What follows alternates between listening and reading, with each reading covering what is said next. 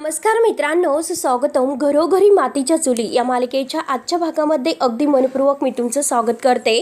आजच्या भागामध्ये आता जेव्हा सौमित्र ऐश्वर्यावर ते विष तिने कॉफीमध्ये ओतलेलं आहे असे आरोप करतो आणि ती विषाची बॉटली दाखवतो, तेव्हा मात्र ती बॉटल आता ह्या गुलाबदादांनी ठेवलेली आहे। हे आता गुलाबदादा कबूल करतात, तेव्हा मात्र जानकी पुढे येते। जानकी आता सौमित्रला म्हणते की हे बघा सौमित्र भाऊजी, तुम्ही मनामध्ये पूर्णपणे ठरवून टाकलेलं आहे की ऐश्वर्या कधीही बदलू शकत नाही, म्हणूनच तुम्ही तिच्यावर सतत संशय घेतात, तिला सतत असे बोलत असतात। पण प्लीज असं वागू नका, मी तुम्हाला हात जोडून विनवणी करते की प्लीज हा संशय घेणं थांबवा। त्यावरती सौमित्र डायरेक्ट म्हणतो की मग त्या ऐश्वर्याला येथून बाहेर काढा, म्हणजे मी सगळं काही संपवेल। त्यावरती आता सौमित्र म्हणते की सौमित्र काय बोलतोस?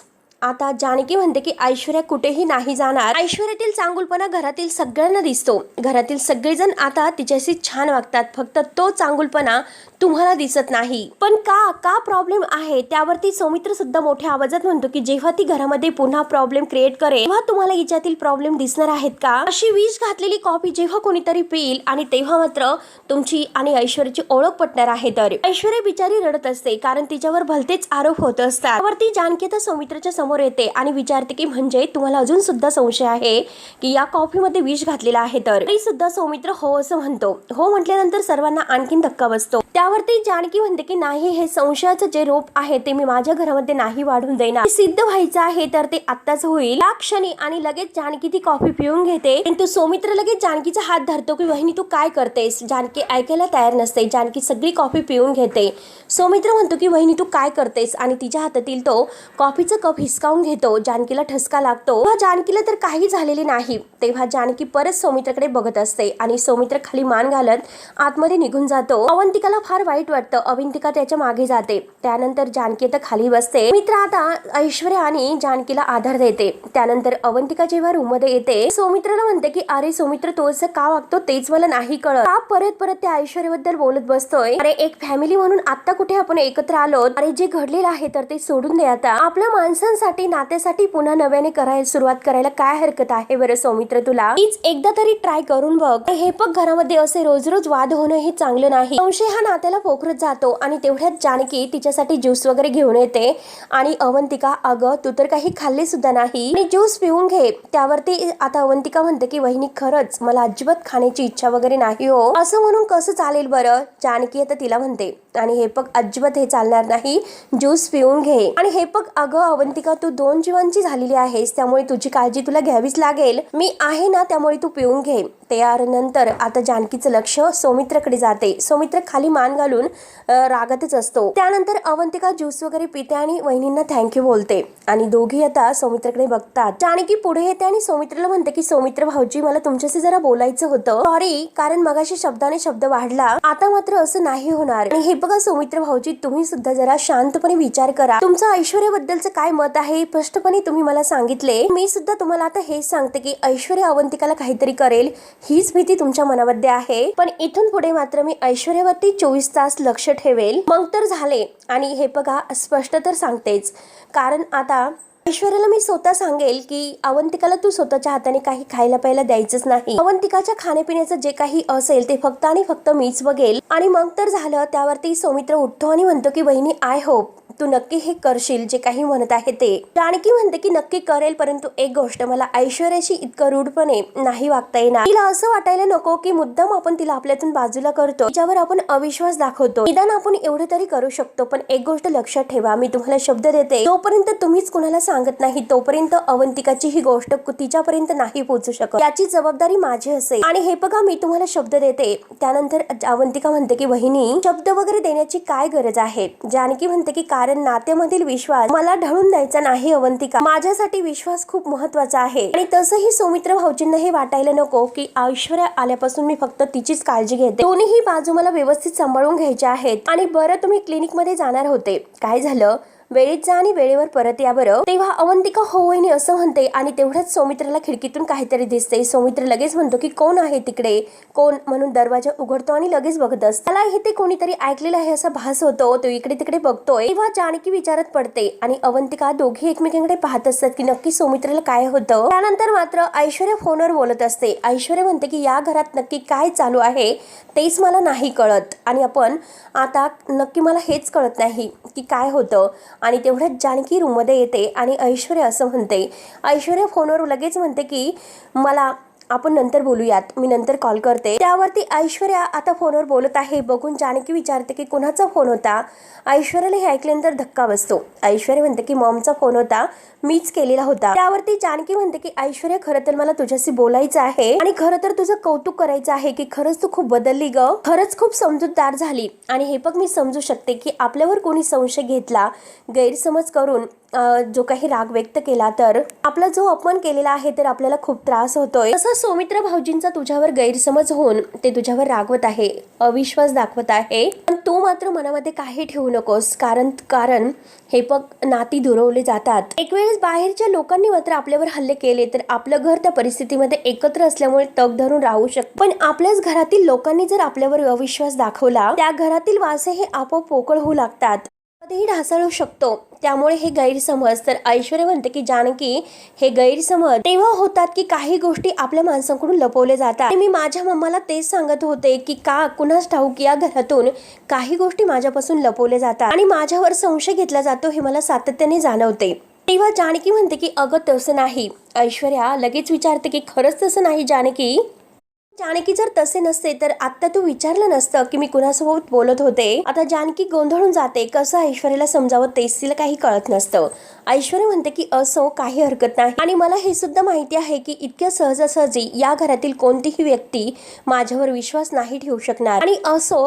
आणि ऐश्वर्या पुन्हा विचारते की मी एक काम करू, बाहेर जाऊन येऊ का जरा मार्केटला मी एक राऊंड मारून येते. घरात मध्ये खरंच मला वेगळं फील होतं. त्यावरती ऐश्वर्या आपला मोबाईल घेते आणि निघून जाते. तेव्हा जानकी तर एक वेगळ्याच विचारात पडते. त्यानंतर सौमित्र आणि अवंतिका सुद्धा क्लिनिकला जायला निघतात. त्यावरती सौमित्र तिला जाताना विचारतं की डॉक्टरांची फाईल वगैरे घेतलीस का. अवंतिका म्हणते की हो घेतली. तेव्हा दोघेही तेथून जात असतात, घरातून बाहेर पडतात. जानकी त्यांच्याकडे बघत असते. त्यावरती अवंतिका आणि सौमित्र जेव्हा सोबतच गाडीत बसायला जात असतात सौमित्राला काहीतरी कोणी त्याचा पाठलाग करत आहे असं भास होतो. तो सारखा मागे वळून पाहत असतो आणि तेवढ्यात जानकी बघत असते आणि डायरेक्ट देवघरामध्ये येते आणि देवाला हात जोडून म्हणते की देवा राम राया, मला खरंच खूप अस्वस्थ वाटतंय. माझ्या घरातील आनंद आणि सुख कुठे निघून गेले तेच मला खरंच काही कळत नाही. त्या घरात असं आमच्या घरातील कोणीही एकमेकावर असं विश्वास कधीही दाखवलेला नव्हता, पण असं आज का होते.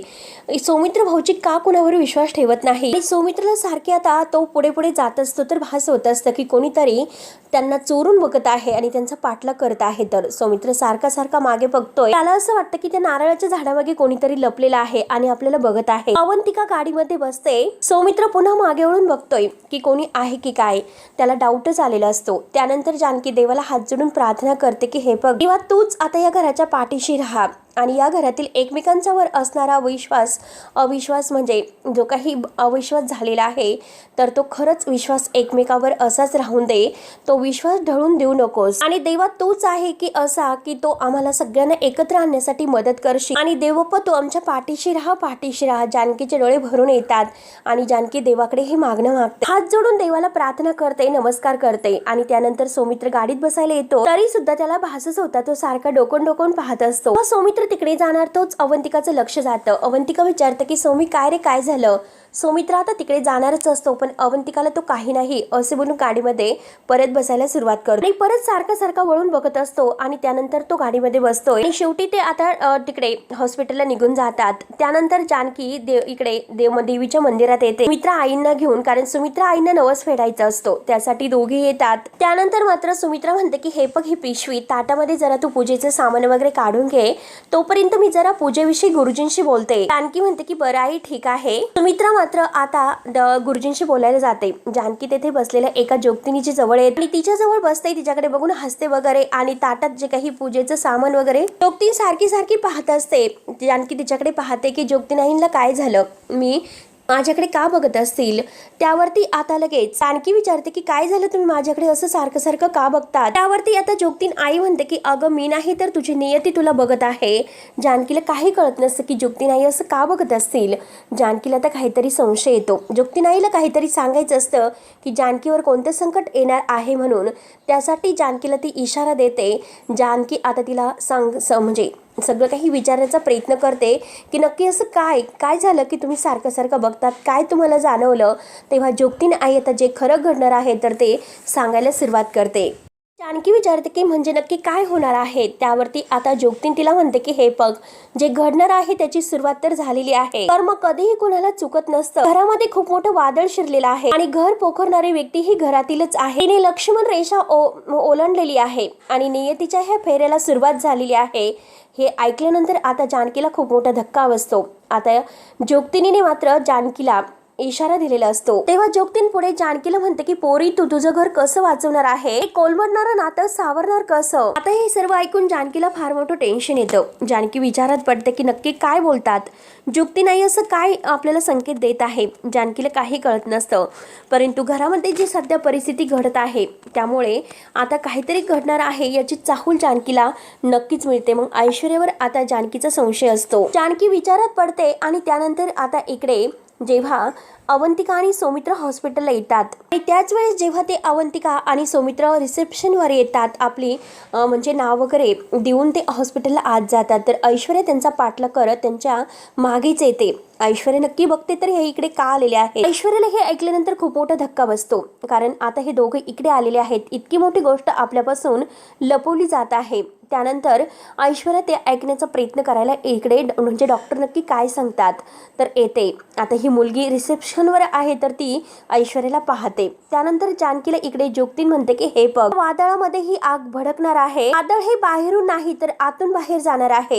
पडणार आणि तुटणार आणि पडणार जळणार सुद्धा. त्यामुळे हे बघ पोरी, लक्षात ठेव. ती स्वतः सुद्धा पेटते आणि वनवास सुद्धा लावते. वाचव पोरी, वाचव, तुझ्या घराला वाचव. कारण हे घरातील जे वादळ आहे तर ते बाहेर तयार झालेलं आहे. आणि देवी आईचा उदो उदो म्हणून आता ती भंडारा फेकते आणि जानकीच्या कपाळाला सुद्धा तो भंडारा लावते. त्यावरती आता जानकीला खूप मोठा धक्काच बसतो.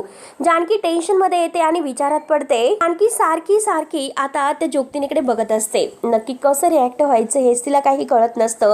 एकदम ती स्तब्ध झालेली आहे.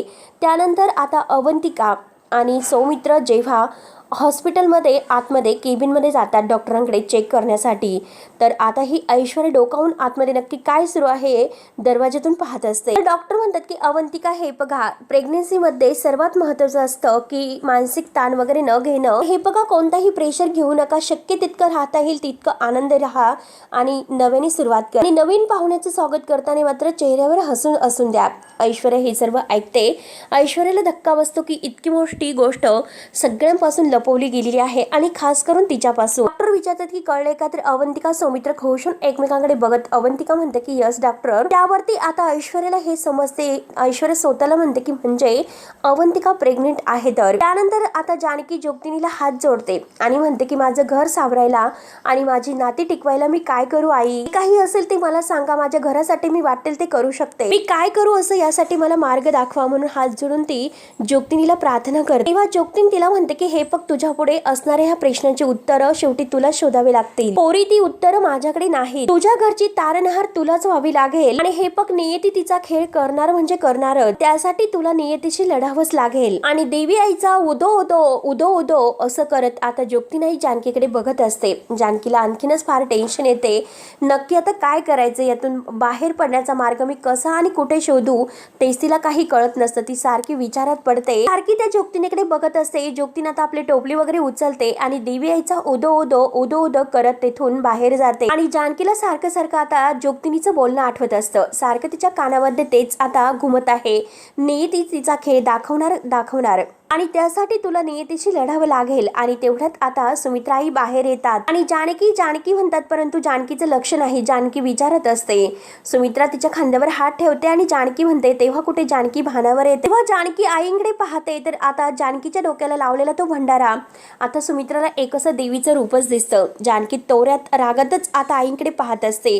आई तर आता जानकीकडे बघून घाबरतात की जानकीला काय झालं असेल. त्यानंतर आता अवंतिका प्रेग्नेंट आहे हे ऐकल्यानंतर ऐश्वर्याला फार असा आनंद होतो आणि ऐश्वर्या खरंच म्हणते की खरंच ही तर खूप मोठी आनंदाची गोष्ट आहे. पण तरी सुद्धा सौमित्राने माझ्यापासून ही सर्व गोष्ट का लपवली असेल आणि अवंतिकाने सुद्धा मला काहीच कसं सांगितलं नसेल याचं आता ऐश्वर्याला फार वाईट वाटतं. ती विचारात पडते आणि तेवढ्यात आता रिसेप्शनवर असणारी ती मुलगी आता ऐश्वर्याच्या जवळ येते आणि ऐश्वर्याच्या जवळ येऊन म्हणते की हे बघा मॅडम, तुम्हाला इतकी काही काय आहे, कारण ते पेशंट बाहेर आल्यानंतर तुम्ही जाऊ शकतात, पण तुम्ही असं उभ्या राहिलात ते खूप वाईट दिसतं. तेव्हा ऐश्वर्या म्हणते की सॉरी तुम्ही बरोबर बोलतात. तर ती मुलगी म्हणते की अहो ते आता येतीलच, त्यामुळे तुम्ही नंतर आता लगेच जाऊ शकतात. ऐश्वर्या हो हो करत असते आणि तेवढ्यात तिच्या लक्षात येते, तिचं पुन्हा आत लक्ष जात आहे की अवंतिका आणि सौमित्र बाहेर येत आहे म्हणून. तेवढ्यात ऐश्वर्या खूप घाबरते आणि त्या मुलीला म्हणते की मी उद्या येते. ती मुलगी म्हणते की अहो मॅडम थांबा, परंतु ऐश्वर्या काही नाही ऐकता तेथून निघून जाते. त्यावरती अवंतिका आणि सौमित्र बाहेर येतात तर अवंतिका विचारते की काय हो, काय झालं, कुणाला ओरडतात. तेव्हा ती मुलगी म्हणते की अहो हे बघा, तुमच्या मागे एक बाई आल्या होत्या आणि त्या बराच वेळेस तुमचा पाठला करत होत्या आणि बराच वेळ आता खिडकीला कान देऊन होत्या. जसं तुम्ही बाहेर आलात तर लगेच त्या निघून गेल्यात. आणि परत आता ती मुलगी म्हणते की खरंच एक असं काय माणसं असतात आणि ती बाजूला जाते.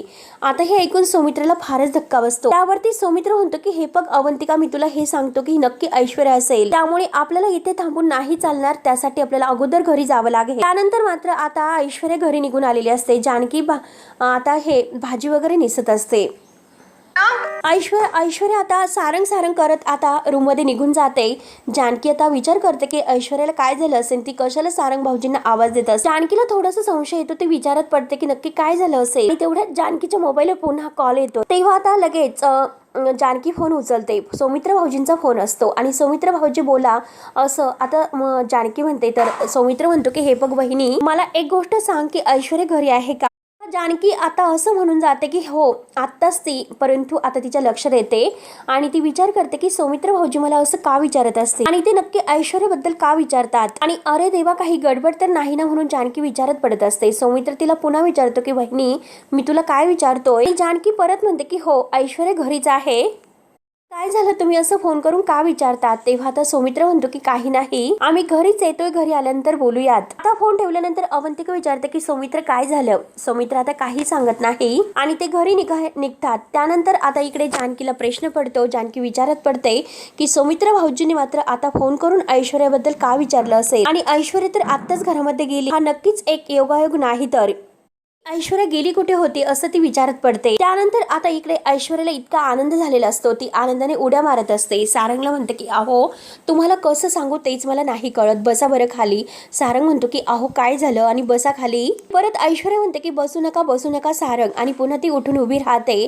तिला इतका आनंद झालेला असतो की कसं सांगावं तेच काही तिला कळत नसते आणि परत म्हणते की ओ गॉड ओके. सारंग म्हणतो की सांगा काय झाले आणि परत म्हणते की सो मला तुम्हाला एक गुड न्यूज द्यायची आहे. तर आता सारंग तर म्हणतो की काय गुड न्यूज, आणि तो तर आनंदाने त्याला धक्काच बसतो आणि त्यानं लवकर त्यावरती ऐश्वर्या खोशत म्हणते की आपली अवंतिका आई होणार आहे. हे ऐकल्यानंतर सारंगला फार आनंद होतो. सारंग म्हणतो की काय सांगतात.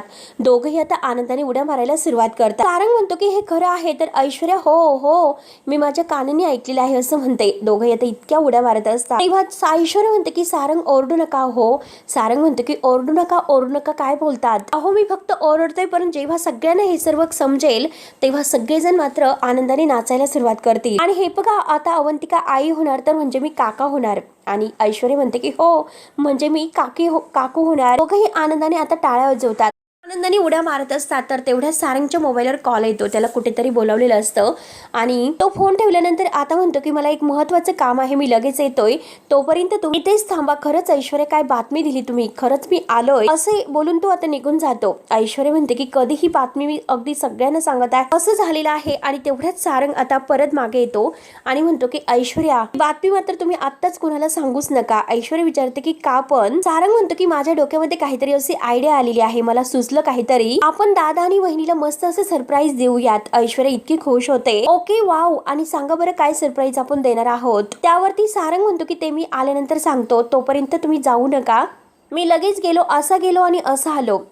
ऐश्वर्या म्हणते की हो, लवकरात लवकर या. आणि ऐश्वर्याला इतका आनंद होतो, ती देवाला म्हणते की अवंतिका आई होणार. ओ माय गॉड, तिला खूपच आनंद होतो. आणि हा भाग येथे संपतो. पुढील भागामध्ये आणि तेवढ्यात आता जेव्हा अवंतिका घरी येते तर ऐश्वर्या तिच्यासाठी छान असं मस्त बाळाचं गिफ्ट देते टेडी सारखं, आणि म्हणते की अवंतिका खरंच अभिनंदन, खूप खूप अभिनंदन, आणि तुझ्यासाठी हे. तर जानकी म्हणते की अगं ऐश्वर्या, तू काय करतेस? आपल्या घरी बाळ येण्याअगोदर कोणीही असं बाळ आणत नाही. आणि हे हे काही झालं तरी सौमित्र भाऊजींना कळता कामा नये. परंतु सौमित्राने हे सर्व ऐकलेलं असतं आणि सौमित्र लगेच त्यांच्या मागून येतो आणि म्हणतो की मला सर्व कळालेलं आहे. आणि हे जानकी बहिणी, प्रत्येक वेळेस मी तुझ्यावर विश्वास दाखवला, प्रत्येक वेळेस मात्र तू तो तोडत आलेली आहे. आणि तो टेडी तो फेकून देतो. तेव्हा आता जानकी म्हणते की हे बघा भाऊजी, ऐश्वर्याचं येणे हे आपल्यासाठी शुभ शकून आहे. तेवढ्यात अवंतिकाच्या पोटामध्ये जोरात चमक निघलेली असते. ती जोरात आई ग असं ओरडते. जानकी म्हणते की अवंतिका. सौमित्र लगेच अवंतिकाला धरतो आणि वहिनीला लांब राहा असं म्हणतो. तेव्हा मित्रांनो, आता पुढे नक्की काय होणार आहे हे बघण्यासाठी आपल्या चॅनलला नक्की सबस्क्राईब करत राहा. धन्यवाद.